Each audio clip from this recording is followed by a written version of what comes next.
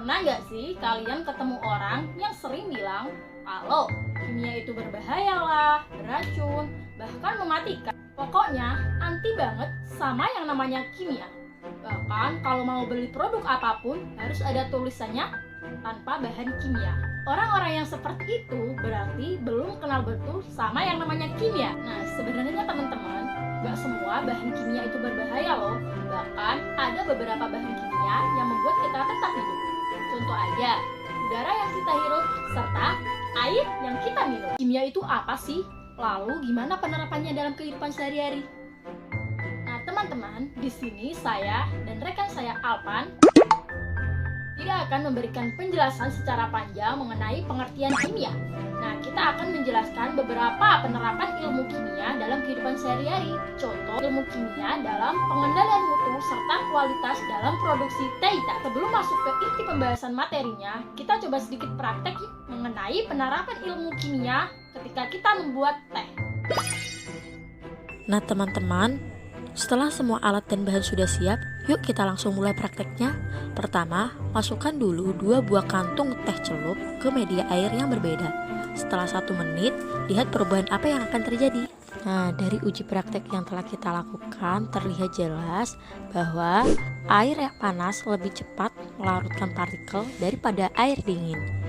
Sekarang kita langsung aja masuk ke pembahasannya. Nah, pengertian dari tanaman teh dan klasifikasinya itu gimana sih? Berikut adalah klasifikasi tanaman teh.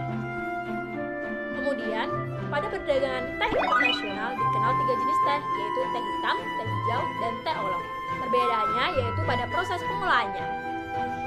Kemudian, perbedaan mendasar dari ketiga jenis teh ini jika teh hitam membutuhkan oksidasi enzimatis, teh hijau tidak diharapkan. Kemudian, kalau teh oolong membutuhkan keduanya atau semi oksidasi enzimatik. Komposisi penyusun teh itu sendiri apa aja sih? Kandungan senyawa kimia yang paling penting dalam pucuk teh yaitu senyawa polifenol. Senyawa inilah yang mempengaruhi rasa, aroma, dan warna. Nah, sebenarnya senyawa kimia pembentuk pucuk teh segar itu ada 4 golongan, yaitu senyawa fenol, senyawa bukan fenol, enzim, dan substansi pembentuk rasa dan aroma. Kemudian, ini adalah komposisi kimia dari daun teh segar dan daun teh kering. Sekarang kita masuk ke kandungan dari teh hitam. Senyawa utama yang dikandung oleh teh hitam yaitu katekin.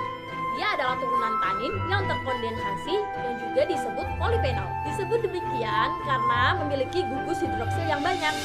Polifenol teh hitam berupa satesin dan turunannya yaitu thearubigin dan theaflavin. 2 unsur turunan ini selain sebagai antioksidan juga memberi rasa, aroma dari teh itu. Kemudian, kalau senyawa kafein dan theaflavin itu berfungsi untuk meningkatkan rasa kesegaran dalam pucuk teh. Lalu, apa aja sih manfaat dari teh hitam? Berikut adalah manfaat dari teh hitam. Sekarang banyak sekali penelitian yang membuktikan bahwa theaflavin memiliki penangkal radikal bebas yang lebih potensial daripada satesin. Secara kimia, theaflavin memiliki gugus hidroksil OH yang lebih banyak daripada satesin. Gugus hidroksil inilah yang berfungsi untuk menangkal radikal bebas serta antioksidan. Nah, selanjutnya kita akan membahas tentang proses pembuatan dan penjagaan kualitas dari teh hitam di pabrik. Mana aja sih cara pembuatnya? Berikut ini adalah struktur dari pembuatan teh hitam. Nah, yang pertama yaitu proses pemetikan. Setelah teh dipetik, mereka langsung dibawa ke pabrik untuk dibeberkan atau dihamparkan pada alat yang dinamakan withering truck atau WT. Hal ini perlu segera dilakukan karena proses biokimia maupun fisiologisnya masih berlanjut dalam jaringan pucuk teh, seperti perubahan senyawa kimia, polisakarida, dan protein. Hal ini menyebabkan perubahan gugus gula dalam daun yang dilayukan, meningkatkan kandungan asam amino dan asam-asam organik lainnya. Seluruh perubahan pada saat pelayuan teh ini mempengaruhi dari kualitas teh itu sendiri. Proses pelayuan bertujuan untuk menurunkan kandungan air teh dalam daun teh itu sendiri, sehingga cairan sel dalam pucuk lebih pekat atau optimal dan memudahkan pada proses selanjutnya yaitu oksidasi enzimatis. 3. Oksidasi enzimatis dan pengeringan. Proses oksidasi enzimatis merupakan proses reaksi oksidasi substansi senyawa-senyawa kimia yang ada dalam cairan daun dengan oksigen pada udara di sekitarnya. Melalui bantuan enzim tersebut akan dihasilkan substansi theaflavin, dan thearubicin yang menentukan sifat air seduhan. Kemudian, suhu ruang pengolahan juga harus dijaga. Jika suhu ruang lebih dari 25 derajat Celcius, maka dapat menyebabkan penurunan aktivitas enzim fenolase. Penurunan aktivitas enzim fenolase ini dapat menyebabkan terdenaturasinya enzim tersebut sehingga menghambat proses oksidasi enzimatis. Suhu yang terlalu tinggi juga dapat menyebabkan menguapnya senyawa aromatik yang terbentuk dalam proses oksidasi enzimatis sehingga mutu teh yang dihasilkan menjadi turun. Proses oksidasi enzimatis pada pengolahan teh hitam harus benar-benar diperhatikan karena proses ini juga mempunyai peranan yang sangat penting terhadap kualitas teh kering yang dihasilkan. Kurangnya waktu oksidasi enzimatis akan menyebabkan warna air seduhan menjadi pucat, rasa menjadi sepat, serta warna menjadi kehijauan, warna ampasnya. Sedangkan kelebihan waktu oksidasi menyebabkan warna air seduhan lebih gelap, rasanya ringan, tidak terlalu segar, dan warna ampasnya gelap. Reaksi kimia yang terjadi pada daun teh selama proses oksidasi enzimatis dapat digambarkan pada skema berikut.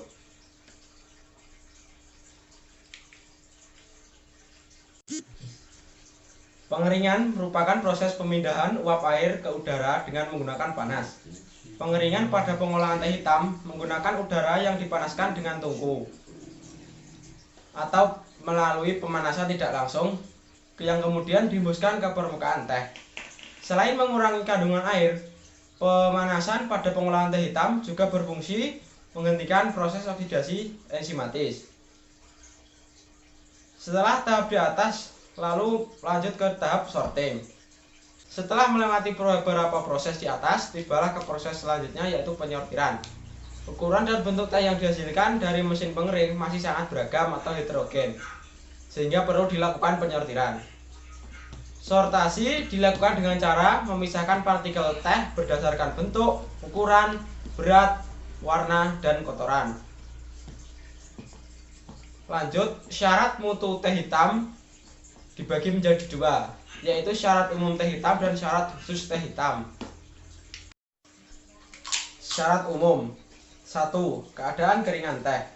Warnanya hitam, coklat sampai merah. Bentuk bulat, keriting tergulung dan terpilin. Teksturnya padat sampai dengan rapuh.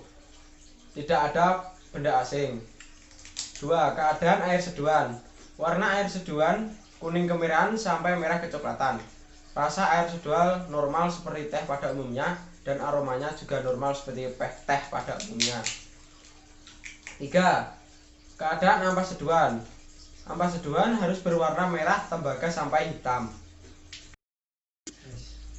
Syarat khusus: 1.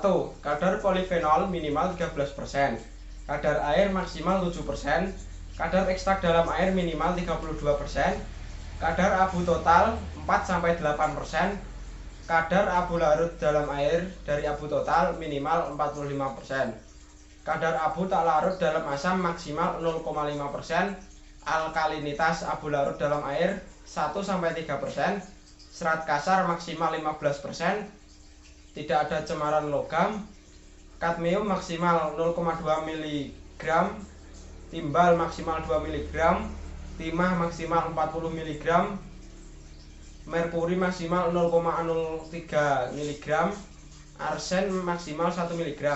Itu semua dalam per kilo ya. Dan tidak ada cemaran mikroba. Angka lempeng total maksimal 3 kali 103 koloni per gram, bakteri coliform kurang dari 3 APM per gram, kapang dan kamir maksimal 5 kali 102 koloni per gram. Kita dapat menyimpulkan bahwa saat kita membuat teh, salah satu proses difusi karena proses penyebaran molekul zat dari konsentrasi tinggi teh celup ke konsentrasi yang lebih rendah yaitu air, maka membuat warna air menjadi kemerah-merahan. Faktor yang mempengaruhi proses difusi adalah suhu. Karena semakin tinggi suhu, maka semakin pula cepat pula proses difusi. Dan juga sebaliknya.